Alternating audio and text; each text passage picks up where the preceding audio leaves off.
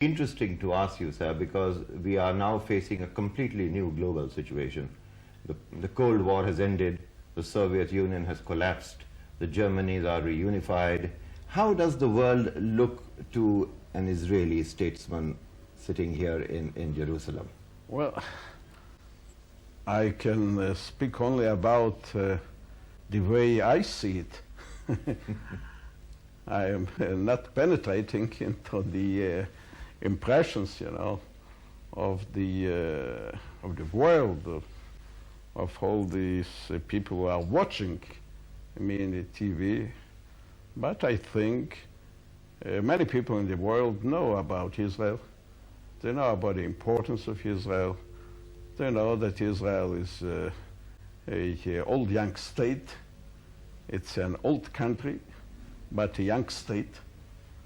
And we have our difficulties, but we have also our achievements and our progress.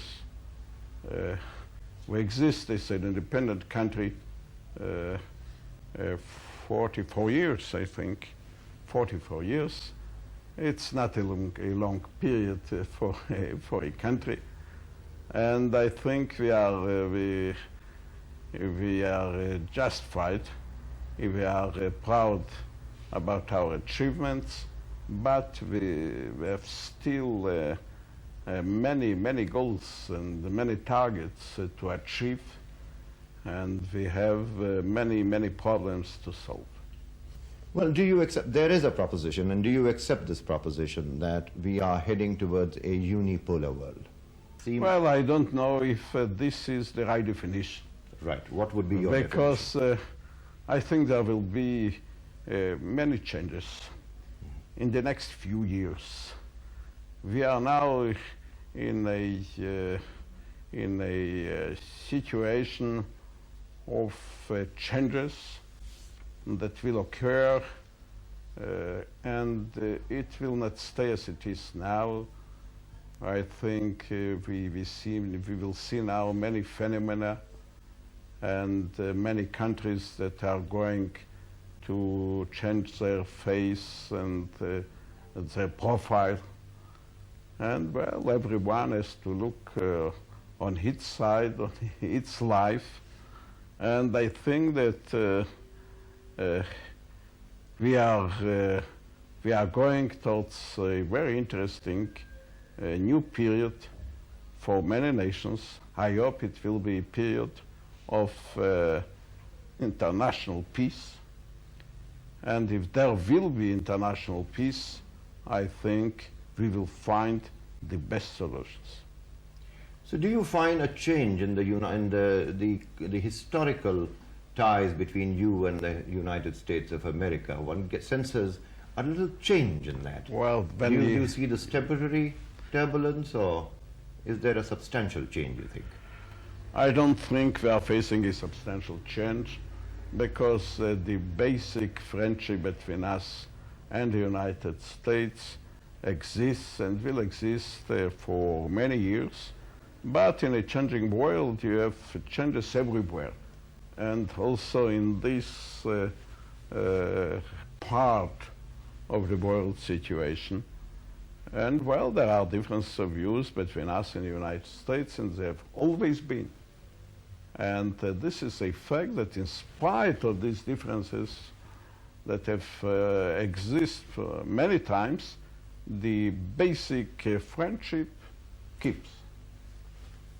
This whole business of linking humanitarian aid to your policy on settlements. Well, it's a very substantial issue. Yes, sir. Of course, it was one of the principles, of the main principles of our relationship with the United States, that our assistance was never linked to political differences. And I remember very well that President Carter, with whom we had many differences about the way to solve the Israelo-Arab conflict, told us once, whatever happens, I will never link our assistance, economic assistance or military assistance, I will never link it with differences, with political differences among us. And he did it. He kept his word. And now it happens for the first time. And well, it is not an easy issue. The direct American military presence in this part of the world, in the Gulf, in the context of the Gulf War, has altered the balance of power. Do you agree with this? Well, for the moment, I think that the influence of the United States in this part of the world is overwhelming. And there is not any rivalry in this regard, and there is not any threat to the dominant position of the United States. It's a fact. No, sir. The point I was making is that the Americans are now here physically, and they enjoy the hospitality of various Arab regimes, and they must be seen to be doing something for the Arabs as well, and therefore you're going to come constantly under pressure for concessions on your settlement policy.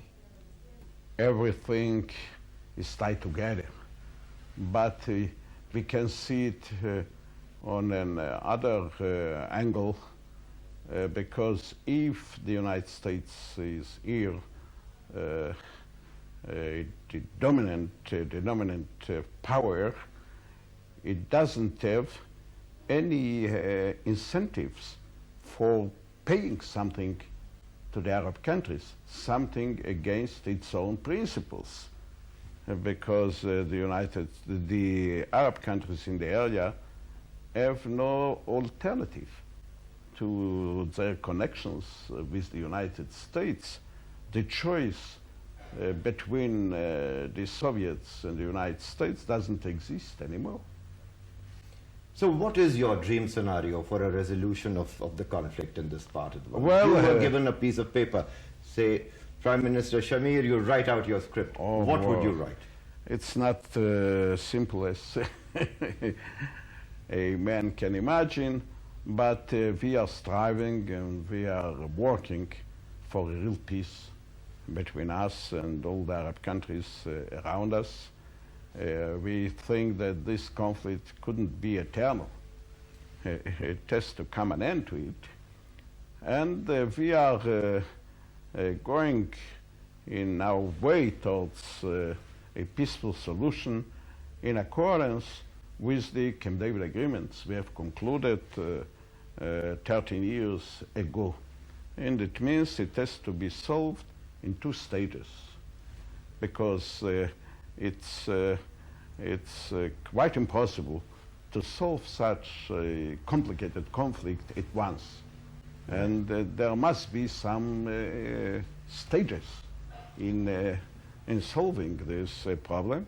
Then the first the first stage would be a kind of autonomy for the Palestinians, and the parties have to agree on it, have to agree on the modalities, and this temporary solution will be for 5 years, and during the 5 years, beginning of the 3rd year, we will start to negotiate about a permanent solution. And we will find a solution if the parties will be determined not to interrupt their negotiations until a common agreement, a common solution is achieved. And if the parties will be so determined and they will get a common decision. This is our hope, and I think it's a rational hope. So how do you reconcile this with this whole policy of continuing your settlements in? Well, there is not any contradiction between this prognosis and our constant work in our country to develop the country. And we are all the time, since we came to this country again, since we returned to this ancient fatherland of our people, we are busy with building towns and villages everywhere. And if there will be a few additional settlements, and if there will come some thousands or tens of thousands of immigrants in this country, nothing will be changed from the point of view of sovereignty. It has nothing to do with the solution of this sovereignty. We have to make a distinction between the presence and the sovereignty. We do not accept this theory that if we will live anywhere... So could you elaborate on this? Yes, I want to explain it. Right. For instance, inside Israel, inside the borders of the acknowledged borders of Israel, you have 700,000 Arabs. And nobody denies their rights to live here. And everybody knows that the state, the country, is a Jewish country. It's the state of Israel. The same can be said about the other parts of the country. There could be some hundreds of thousands of Jewish settlers, Jewish people that are living there, and the problem of sovereignty will have to find a specific solution. And I can tell you that there are many people, I don't know if there are many, but there are some people, very serious people, that are thinking about a solution, an agreed solution of this conflict without any territorial part of the solution. There are some people in the United States, here, and in Arab countries that are thinking about such a solution that will be accepted without defined borders. You know, we have to activate our in other words, imagination. Leave the status quo as...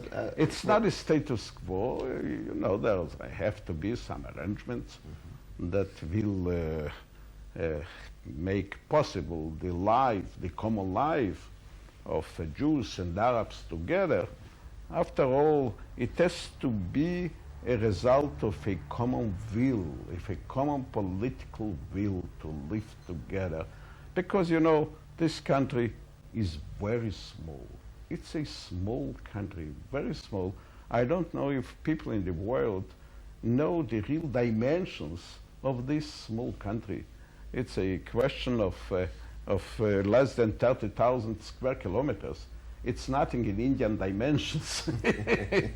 It's nothing, and it's very difficult, very complicated to divide this country, this small country, to making it two states, two countries. It's impossible. It's quite impossible to make in such a small territory 2 states. It will be impossible to live together without daily clashes, and therefore we have to find specific human solutions. An idea has been tossed out, Saad, of a Palestinian-Jordanian confederation before autonomy or independence. Do you think that puts the cart before the horse? I don't think that if people are talking about a confederation, they see in it the permanent solution, not the temporary solution. First of all, now we are negotiating de facto in these Israeli and Arab teams, we are negotiating about this first stage of autonomy to the Palestinian people. And I think that in spite of all the difficulties and obstacles, we are going forward. What are the major difficulties in this whole process? What are the main difficulties? For the moment, you know, the Palestinians are very impatient. They are not ready to accept a state of autonomy for 5 years, and they would like to get immediately an independent state. And of course, it's a huge difference. We cannot accept it, and therefore these difficulties. Don't you think it is unrealistic to expect the peace process to go anywhere because you are now in the midst of an election campaign? And so long as the peace process, and it's such a sensitive matter, it has got to be part of your internal politics. And therefore, there is a holiday from this peace process till the end of June. Of course, but you know, all of us know that the process of negotiations will be a long one. It will take time. And therefore, we don't want to interrupt it. We would like to continue with it. We will not we will not finish this process until the elections. There is no doubt about it. But you know, such a process of negotiations, it is very difficult to begin with it, to make this start. And therefore, as we are now after this start, we wouldn't like to interrupt it, because afterwards it will be again very difficult to restart it again. Therefore, we think that because all of us, all the parties, are interested in continuing the peace process, we have not to interrupt it. We will continue with it. In the meantime, we will have elections, and a new government after the elections, the new old government, I don't know, whoever will be elected, will continue with this process. So you're sounding so reasonable just now, but why is there a popular perception that in fact you are stalling the peace process? I don't know. I think it's the opposite of the truth. If we are the initiators of the peace process, I think it was a personal decision of mine to start the process, in spite of all the obstacles and in spite of all the difficulties. When we went to Madrid, it was a clear decision from our part. And the Americans helped us. They have assisted us in this opening of this process. But it was our decision. So I hate to pry in what is your private family matter, but why is Foreign Minister David Levy being so difficult with you these days? Well, it's some internal misunderstandings, and that's all. And until he will take his decision, it will happen on Sunday. I don't think to say something about it. You're right. So we still do not know whether he will go with the delegation that goes for the 6th round of peace talks in Washington. We do not know whether it will be led by him or someone else. The delegation usually is going without him. Mm-hmm. It means that the delegation will go on, and the negotiations will go on as it was planned and decided. But I don't know what will happen with this planned visit in your country. And we will see to it that a visit takes place. So India, there's now a new warmth in India's relations with Israel. What role can India play in the whole peace process? You know, we don't know almost anything about India. What we know is that India is a great country with... But you have been there, sir, you said. Yes, of course, but it was for a few days. And we don't know what we have to know about the culture, about the history. It's a great country, a very big one, with a great past, with a great experience.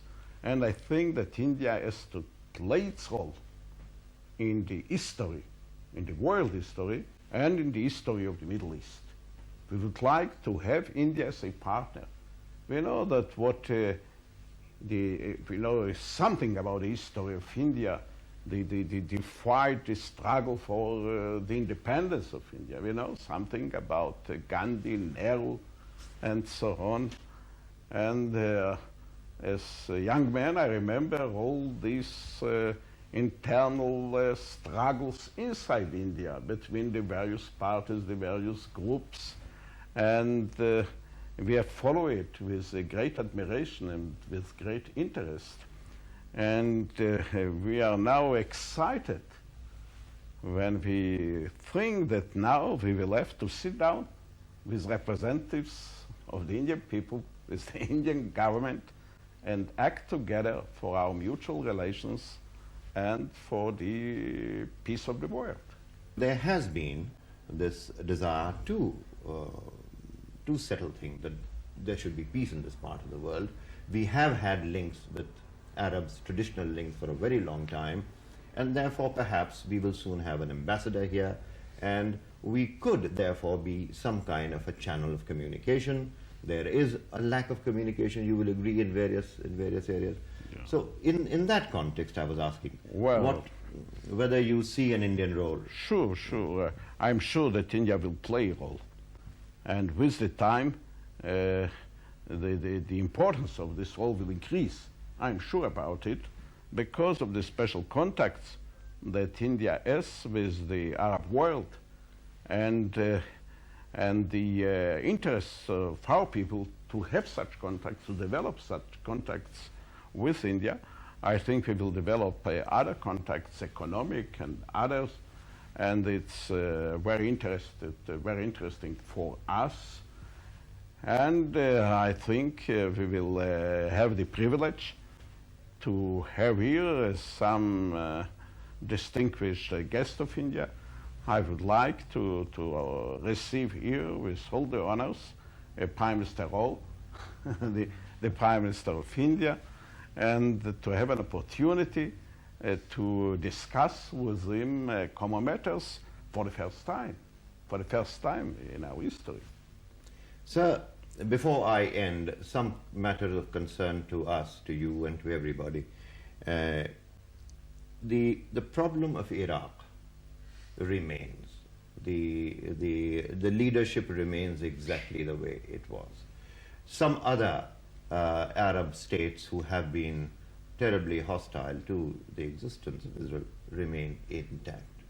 How do you see this problem dissolving itself? Well, first of all, we have to solve all this problem in peaceful ways.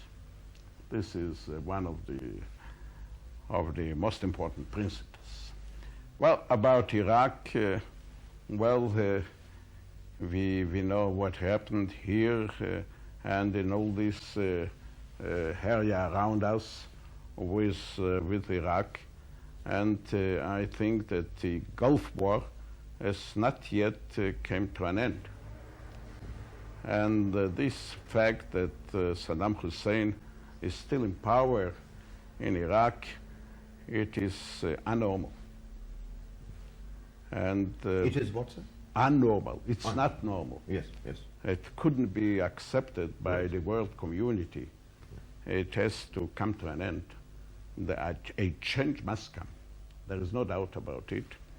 And well, about the other countries, the other Arab countries, of course, we are now negotiating with some of them about peace with us. About the others, I think that after we will get a peaceful solution with the parties to the negotiations, I hope it will be much easier to come to a solution with all the other Arab countries. I'm sure about it. You know, among the negotiating parties now is Syria. That is the most extreme Arab country in regard to the relations with us. And if Syria will once decide about a peaceful solution, it will be a huge change. What kind of chemistry do you get from the Syrians across the table now? What is the feedback you're getting? So far, it's not very encouraging, I must say. But we are patient and we are optimistic. So what is this scandal about the Patriots having been passed on to the Chinese? Oh, well, it's, first of all, it's a pure lie. Israel will never do such a thing, and I hope that the United States will, in the next few days, announce the results of the examination by its team. And well, some differences, some misunderstandings between parties that have between them that have a strategic cooperation are a daily matter. You know, if there are a common process of developing many kinds of arms as we have with the United States, there could be in certain cases some differences about who started the development and who continued, if it was our achievement, if it was an American achievement. You know, in the Israeli industry is very sophisticated. We have achieved a high level of scientific achievements. And well, and of course, we are very glad, and so are the Americans, to work together. So one final question. One of the great security concerns of the world and through the Security Council, all the countries are coming under pressure, and we also, on this nuclear non-proliferation. Well, where does Israel stand on this whole? Well, we know nobody is eager to be busy with nuclear arms. We would not like to see once or to feel or to hear something about the use of such dangerous arms. But we know that the core of the problem is not the existence of arms. The core of the problem is peace. We have to find the way to assure a constant and solid peace between all the countries of this part of the world. And if we will have full peace here in the area between Israel and all the other countries around us, and I may say that if you will have full peace in India, in the Indian continent, subcontinent, nobody will need nuclear arms. So, but peace will come slowly, and nuclear arms are a dangerous thing. The Soviet Union has broken up. The various constituent units now are in possession of nuclear arms. There is real danger of proliferation. Supposing a concept was floated that all the Asian countries, India, Pakistan, the Central Asian republics, Israel, well, why not even South Africa, the threshold states, we all got together and worked out some kind of a solution towards non-proliferation. How would you react to that idea? Well, I think that we think that such a problem has to be worked out by all the interested countries. And it has to get the agreement of all the countries, because you cannot impose such solutions by force. You have to get the goodwill and the decision of all the interested countries to arrive at an agreed solution. And it may take time, it may be a difficult and complicated process, but I don't see any alternative. So why don't you pick up the telephone and call up George Bush and say, look, why are you being so difficult on this question of settlements and humanitarian aid? Well, it's very possible, you know. It's not difficult to get President Bush by phone, but it's difficult to solve this problem by such a conversation, you know. And well, during the time I had many conversations with President Bush, and I think we will have more such conversations, but without negotiations, without a real process of negotiations, I don't think we could achieve a real solution for all our problems. So until then, your relations remain at a low ebb? I don't think it does. It's not so low. I think, and President Bush told it in the last few days, that our relationship is okay and is very friendly and very close in spite of this difference of views about settlements, etc. And I think in the end we will find a solution also for these problems. So one final word for a message to the Indian viewers. That is the camera, those are 300 Indian viewers looking at you. Well, it's for me a real great privilege and great opportunity to speak to the great Indian people. And I would like to say to them that we are very eager to have a dialogue, a friendly dialogue, a friendly relationship between our two ancient peoples. And I think this dialogue will be very fruitful and it will be useful for both our peoples. And I'm very happy to have this opportunity, and I thank you.